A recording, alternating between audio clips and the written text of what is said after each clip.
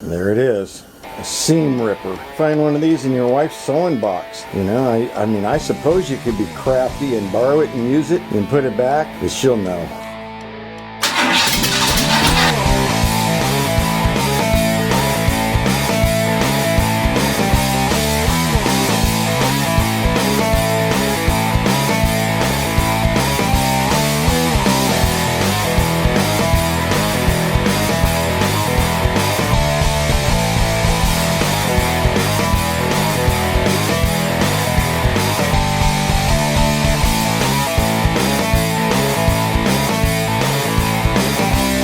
Keeper of the Mountain. We're gonna try to start this thing today. We'll see how that goes. This is, man, I'm hoping this is the start video. Let's see what happens. Hold on to your britches. Today we're gonna sort through the wiring nightmare that is Ford Duraspark. Anytime you want to start an engine, you've got to have all the wires in the right places. And when you don't have a body, you don't have a dashboard, you don't have anything existing, you've got to build something to test fire the motor. And you have to sift through the rat's nest of wires that you pull out of another vehicle that you get all your parts from. Because buying all brand new Duraspark systems is not cheap. So since I had a truck that ran, I drove it here to pull the engine out of and use in this boat tail. I'm assuming that all the parts work. However, they have been sitting for almost a year, and who knows? Let's see if they work. Let's give it a shot, and we'll get through this mess of wires somehow. When you want to start your engine, you need to build a temporary dashboard. And that's what I've built here. Let me show you how I built it. First of all, you need to collect some parts. The first thing I did was I got myself a piece of 2x12 that was an end cut, you know, from when I did the floor in the garage here. I take the 2x12 and I drill 3 holes in it, spaced right where the screws to hold the Duraspark box down, because I am doing a Ford Duraspark ignition system on this engine. That's what it came with. I'm using all the parts that were in the truck I got the engine out of. Hopefully this is going to work. That's my plan. We'll see how the plan comes together. And I took some extra flashing I had from when I did some roof work on the house, which is perfectly good metal, and I covered the board with the metal. And you'll notice here when I'm putting the screws in, I'm putting them in at a slight angle. I always start screwing in the middle, and then I angle the screw gun a little bit towards the outside edge as I go along, because that way I don't make a bunch of bubbles in my metal. It's really important that, you know, you have it nice and neat and screwed down flat. Once I get the Duraspark ignition module screwed onto the board, then I go ahead and I install the starter solenoid, or relay as some people call it, but it's typically called a solenoid, and it's just held on with 2 screws. Now the reason I'm putting sheet metal on this board before I install everything is because all these parts typically in the truck are screwed to the metal dashboard, which grounds them, because the whole body is a ground and the frame is a ground and everything else. So I have to mimic that. Otherwise, nothing's going to work. Next, I have to build a miniature dashboard. And I've done this with 3 pieces of metal. I've got a triangle shaped piece here on this side, a square piece on this side, and then another identical triangle on this side as the other one. Now on this square piece on the front, I've left a 1-inch tab larger than I needed all the way around. That gives me something to screw to the deck. It gives me something to put into these S-cleats on the side to hook the sides and the front together. An S-cleat is simply a piece of metal shaped like an S. Looks like a Z from this end, but if you look at it from this end, why, look at that. Suddenly it looks like an S. Because it's called that because you can, It's shaped like an S, but also it's very useful in sheet metal because you can slide a piece of metal in, one from one side, one from the other, and you can make a joint to hook them together. It's used in ductwork, to hold ductwork together, pan metal, all kinds of things in the heating and air conditioning field.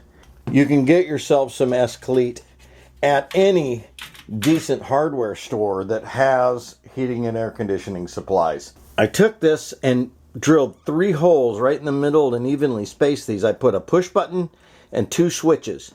The first switch I'm going to hook up to energize the ignition system. The second one is for anything else, like the fan on the front of the engine right here.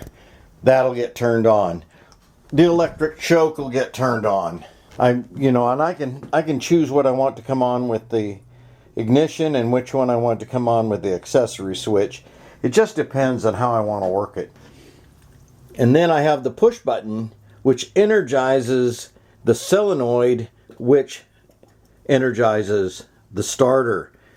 And then I have this space right here where my diagram is sitting, where I can set the battery, hook it right up to the battery cables, and then I ran a ground wire from here to the engine, because all electrical circuits need to run full circle. You have to go from the positive side of the battery through whatever controls you need to the job it's going to do, and then back to the negatives terminal. If you don't make that complete circuit, nothing's going to work. There it is, a seam ripper. Yep, it's probably find one of these in your wife's sewing box. I mean, I suppose you could be crafty and borrow it and use it, and then put it back, but she'll know. She'll find out. Yeah, and you'll be in trouble. So, either go out and buy your own, or tell your wife you're going to buy her a brand new one and use hers. But you need one of these in your toolbox. This is totally what you need. It's called a seam ripper. It's for taking seams apart on cloth. You're cutting all the little threads that sew them together without cutting the cloth.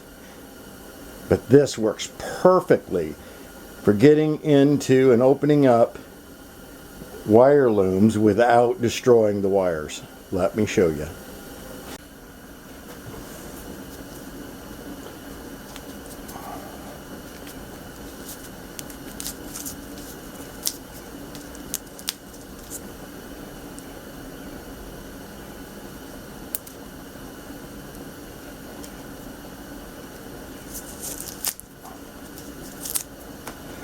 Look at that. No wire damage at all. That thing's wide open now. I mean, there's some unwinding you'll have to do, but you can cut through and get out the parts you need, like this ignition module. I need this ignition module to start my engine, but I don't need most of that other stuff. All right, let's see if we have any oil pressure here. Get this at an angle where you can read it.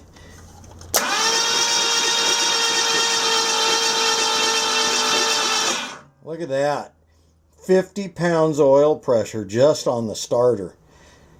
So that tells me 2 things. 1, it's hooked up. 2, it's working. 3, yeah, I can't count either. So the third thing is the filter's now full of oil, and we're not going to starve the engine for oil. So I've seen these things run with 5 pounds oil pressure and just lick it up. So it's all good. 50 pounds, I'm happy. Let's have a tour of the shop here. Let's show you what I got going so far. Okay, I've got the car. Obviously, doesn't look much like a car. It's just a frame with an engine in it. But I'm building this thing here. That's why I got Hillbilly Ways over here to help me out, because he's spent a lot of years making things work that shouldn't. Yeah. So this shouldn't work, but it's going to. I'm going to hook the battery up here. Okay. And then I got 2 switches to turn things on and a push button. Made myself a little dashboard down here. Awesome. And I just got to get it wired from here to here and make it do the right things. We should be able to do that. Add some gas and maybe it'll go. I don't know. Let's find out. If we can get spark and starter out of it, we should be able to make something happen. I would think so. I mean, it's should be. Anyway, we got a wiring diagram. I went and you see it right here. I went and downloaded off the internet, and I'm going to color it all in with crayon later. But that makes sense. Yes. Yeah, because right now, what good's a picture if you don't color it? Well, it's I wasn't sure what GRN and ORG and PUR and BLK meant, but I figured you could translate, and then I'll just color it in. We'll work on that. Yeah. All right. Okay. All right. Anyway, let's see if we can get this translated to that and make it work. Okay. Sounds good. All right. Let's give her a shot. For the smoke test. Yep.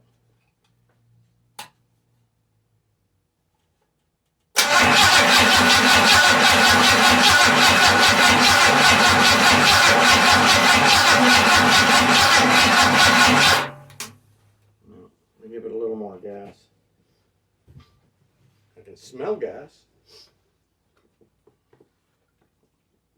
It's actually trying to pick some up.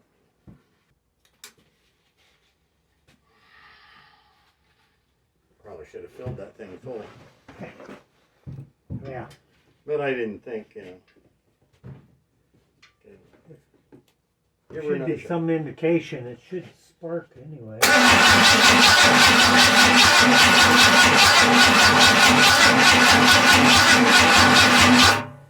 And we're starting to get gas in the filter. Well, something's not working. And folks, I just want to add in, this is the blind leading the blind. It's amazing if this thing actually runs. All right, let's see if we got spark. Nothing. I got nothing. All right, my next question.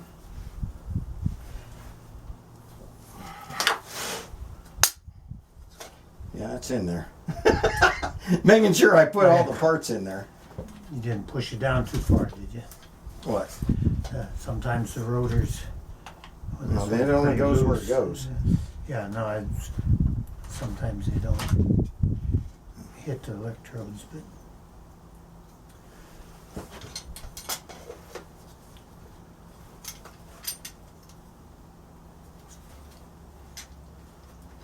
Well, I'm going to see if it's turning. There you go. I mean, Ready? Yep. Yeah, it's turning. Okay, just making sure. All right. Why would we not have spark? Well, we got mixed things. I don't know how else to put it. It's just mixed. Some good, some bad. Can't seem to get spark out of this system at all. It worked in the pickup with that rat's nest of wires, but it's not working now that I've cleaned everything up. So, I was just really at an impasse. I don't want to. I'm not one of those people that likes to just start changing parts until everything seems to work, and because you just spend money you don't have, and that's not mechanicking anyway. Alan from My Hillbilly Ways, he's the guy helping me here today, as you know. And he decided that I needed an HEI distributor. And so he bought me one. And it's supposed to be here tomorrow. So as soon as we get it, he's going to come back over. We're going to hook up that HEI. And I bet this thing pops then. So let's see how that's going to work out.